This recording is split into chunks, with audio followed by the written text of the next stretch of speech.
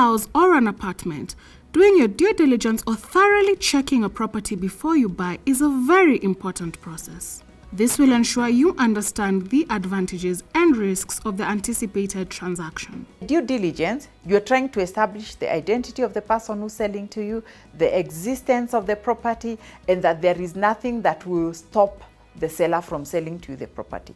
What are some of the factors that can prevent the seller from selling the property to you? Things that could stop the seller from selling to you the property are loans, or a caution. Somebody has gone and put a caution on the land. Those will stop the seller from selling to you the property. You don't want to have paid some money and then try to recover it, because the seller can't sell. In an off-plan purchase, where you are buying a property before its completion, as a home buyer, there are key things you should know before committing your finances. One of the things you need to do for an off-plan is you must get the history. You must find out this developer, who is this? Are they known in the market? Are there other properties that they have developed? Go visit those other properties that they have allegedly developed. Did they finish the properties? There's a saying that many people start, but only few finish. Did they finish? Or did the people have to finish for themselves?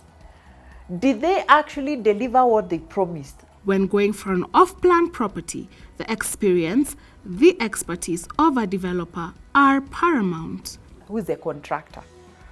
The contractor is a very important person. Do they have the necessary consents from the National Construction Authority? Do they have a good reputation? And the same for the architects and the QSs. Are they registered?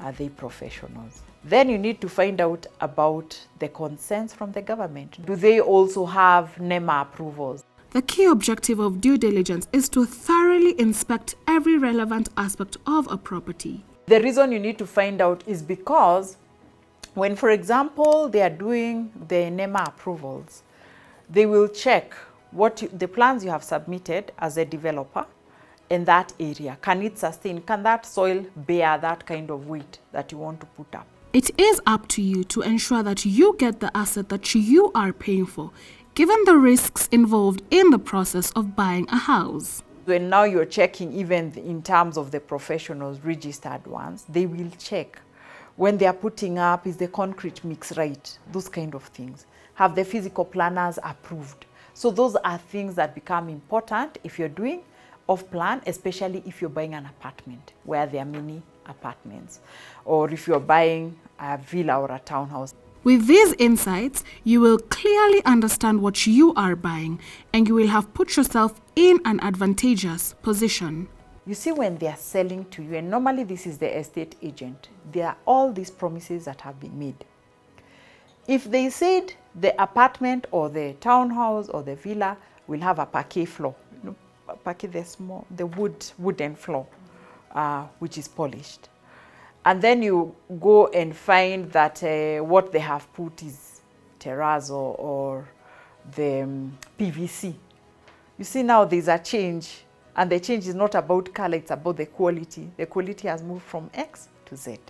So how do you make sure that the quality you are promised is the quality you get? And one of the things is for buyers to insist whatever has been promised should be part of the sale agreement. There should be a schedule of finishes, that this property will be finished like this. There are numerous cases of people complaining that they were promised this and that, but what they got was something very different. The estate agent selling is keen to sell. And so sometimes in their keenness to sell, some of them, not all, it's possible to promise something that actually wasn't stated. And that is why you need to insist that it forms part of the agreement for sale, so that you're clear. This story is part of a series on www.mula.co.ke on home ownership. The next story will be about